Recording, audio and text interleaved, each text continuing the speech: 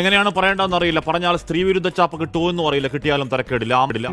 ഇതാ എനിക്ക് മനസ്സിലായ അത് പറയാൻ കഴിവില്ലെങ്കിൽ പിന്നെ കോട്ട് എടുത്തിട്ട് ഇവിടെ വന്നിരുന്നിട്ട് കാര്യമുണ്ടോ? ഈ പ്രദേശത്തെ സദാചാര നിലവാരം ആകെ താറുമാറായിരിക്കുകയാണ്. ലോകത്തിലെ ഏറ്റവും വലിയ വേദനയുടെ പേര് അമ്മയുടെ പുത്രദുഃഖം എന്നാണ്.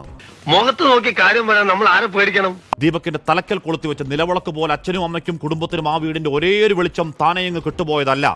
റീച്ചിനും ഷെയറിനും വേണ്ടി അഹങ്കാരത്തിന്റെ പരകോളിൽ ഒരു സ്ത്രീ അടിച്ചു കെടുത്തിയതാണ്. ഒരു കുടുംബം നാനാവിധമാക്കിയതാണ്.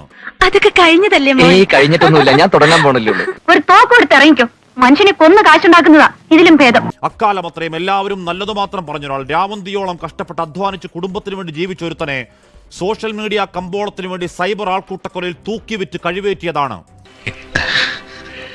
ചെറിയ ബുദ്ധി തോന്നിയതാണ്. എന്തും ചെയ്യാൻ മടിക്കാത്ത എംബോക്കിയാണവൻ. ചെകുത്താൻ ഭൂമി വന്ന് പറഞ്ഞിരിക്കുക അവന്റെ രൂപത്തിൽ. ഭാരമുള്ളൊരു ബാഗ് ഉയർത്തുമ്പോൾ അറിയാതെ പറ്റിയത് റീച്ചിന് പറ്റിയ ഒരു കോപ്പ് കിട്ടിയ ആനന്ദത്തിൽ ചിരിച്ചുകൊണ്ട് ലൈംഗികാതിക്രമം പകർത്തിയെന്ന് ആരോട് പറയലാണ്?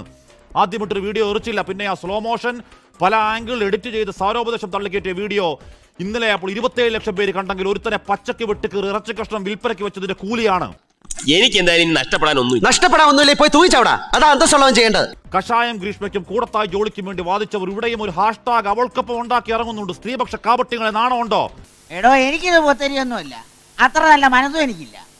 വഴിയാമണ്ണം കണ്ട വഴിവിട്ട് എന്ത് പ്രവർത്തി ഞാൻ ചെയ്യും. ഈ വ്യാജങ്ങളെ, സോഷ്യൽ മീഡിയ കോണ്ടന്റ് അപരാധങ്ങളെ സ്ത്രീ സമൂഹം ചെറുക്കുന്നില്ലെങ്കിൽ ഇനിയും അച്ഛനും മക്കളും ഭർത്താവും അടക്കം മച്ചകത്ത് തൂങ്ങിയാടും വേട്ടക്കിരകൾ, ആൺ ശവങ്ങൾ.